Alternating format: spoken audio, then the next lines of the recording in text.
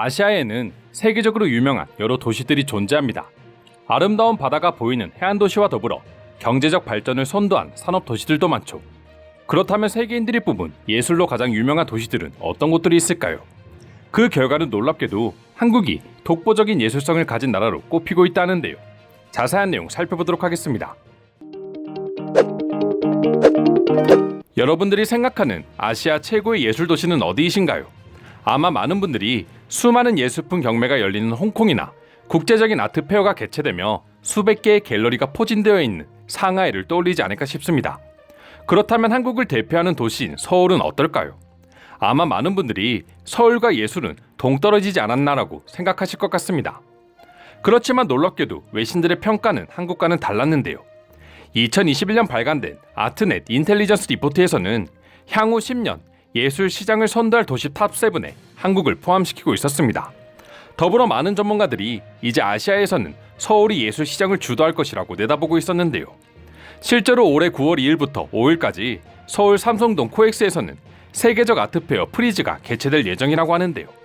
영국 프리즈의 경우 스위스 아트바젤, 프랑스 피아카 학계에 세계 3대 아트페어로 꼽힐 정도로 명성이 높습니다.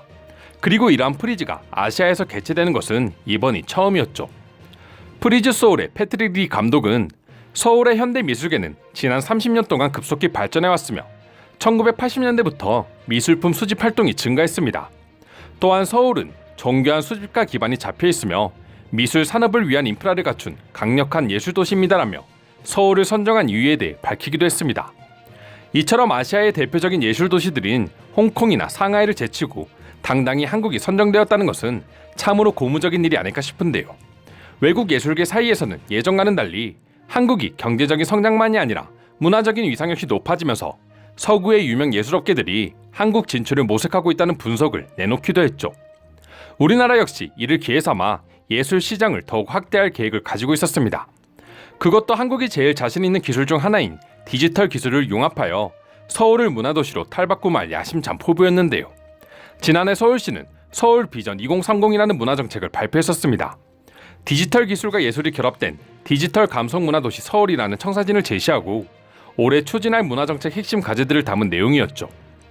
디지털 감성 문화도시란 디지털 기술을 활용해 소외계층 없이 누구나 내 손 안의 문화를 쉽게 향유할 수 있고 예술 창작자들은 미래 융합 예술 시장에서 경쟁력을 키워갈 수 있는 도시를 의미합니다. 즉 외국인들이 매력적으로 느끼던 한국 특유의 전통, 현재, 미래가 공존하는 문화도시의 장점을 더욱 높이겠다는 것이죠. 그런데 이 같은 한국의 성장을 보고 항상 자신들과 비교하며 불만을 가져던 나라가 있었는데요. 바로 일본이었죠. 최근 일본에도 이 같은 한국의 예술적 가치 상승과 관련된 소식이 전해지면서 또 한 번 일본인들 사이에서 논쟁이 일어나기 시작했습니다. 한국에서 아시아 최초로 글로벌 아트 페어 개최가 결정되자 일본 언론들 역시 일제히 관련 소식을 보도했는데요. 지금까지 사람들에게 예술의 중심 도시를 물으면 당연히 파리, 뉴욕, 도쿄가 언급됐지만 이제 도쿄는 잊혀져 가고 있으며 그 자리를 한국이 완전히 차지하고 있다 언급했습니다. 그러면서 동시에 한국의 서울이 이렇게 예술적인 위상을 갖춘 도시로 올라선 계기를 분석하기도 했는데요. 일본이 분석한 이유는 바로 K-팝과 한국 드라마 등 한국 문화에 대한 관심이 높아졌기 때문이었죠. 한류 문화의 세계적인 인기가 상승하자 자연스레 서울에 원래부터 존재했던 아름다움들이 수면 위로 드러나게 됐다는 분석이었습니다. 사실 별거 아닌 뉴스 같지만 과거 일본 언론들의 모습을 생각하면 이번 기사는 일본이 얼마나 한국을 인정하고 있으며 반대로 자신들의 문화에 대한 자부심이 얼마나 떨어졌는지를 알 수 있는 기사라고 할 수 있습니다. 불과 10년 전만 하더라도 일본인들은 무조건 일본 문화가 한국보다 최고이며 세계에서 인정받고 있다 주장했기 때문이죠. 하지만 전염병을 기점으로 한국의 문화가 세계를 장악하자 한국인들은 이제 일본을 신경도 쓰지 않을 뿐더러 외국인들조차 일본의 예술과 문화를 알아봐주지 않자 스스로의 위치를 인정하기 시작했습니다. 그리고 발전 없는 자신들의 모습을 반성함과 더불어 한국을 배워야 한다는 말까지 내뱉고 있었는데요. 해당 기사에 달린 일본인들의 댓글을 조금만 살펴봐도 10년 만에 한국에 대한 인식이 얼마나 변화했는지 쉽게 확인할 수 있습니다.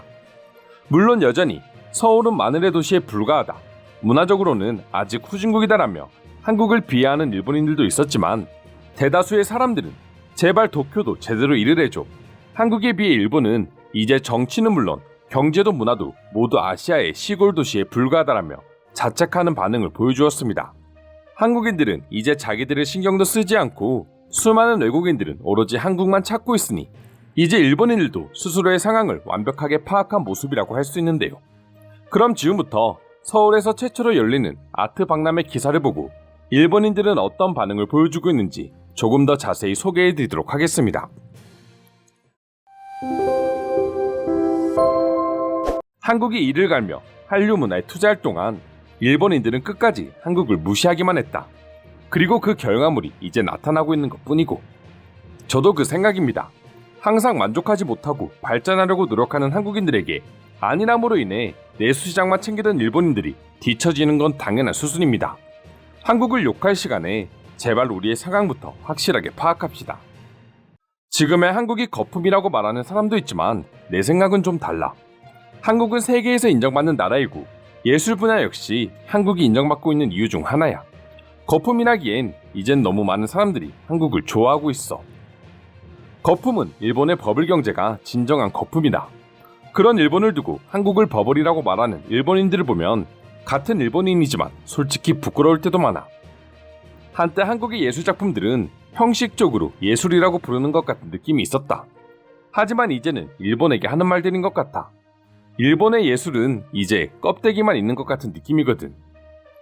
하지만 한국은 일본의 예술을 그대로 표방한 것일 뿐 아닌가요? 저것도 예술이라고 할 수 있습니까? 도대체 어떤 부분에 있어 당신은 그런 생각을 하게 된 것일까요? 아니면 일본인들은 이제 생각마저도 갈라파고스화 되어버린 걸까요? 이게 일본인들의 암담한 현실입니다. 제발 일본 정부도 제대로 해줬으면 한다. 한국을 배움과 동시에 고쳐야 할 게 한두 가지가 아니야. 전반적인 사회 분야에서 우리는 스스로 무덤을 파고 있는 꼴이다. 이제는 아시아의 4마리 용보다도 못한 나라가 돼버렸어. 이대로 일본의 시대는 막을 내리는 거 아닐까요? 과거 버블이 완전히 꺼져버렸고 이대로라면 일본은 사람들의 기억 속에만 존재하는 신화로 남을 것 같습니다.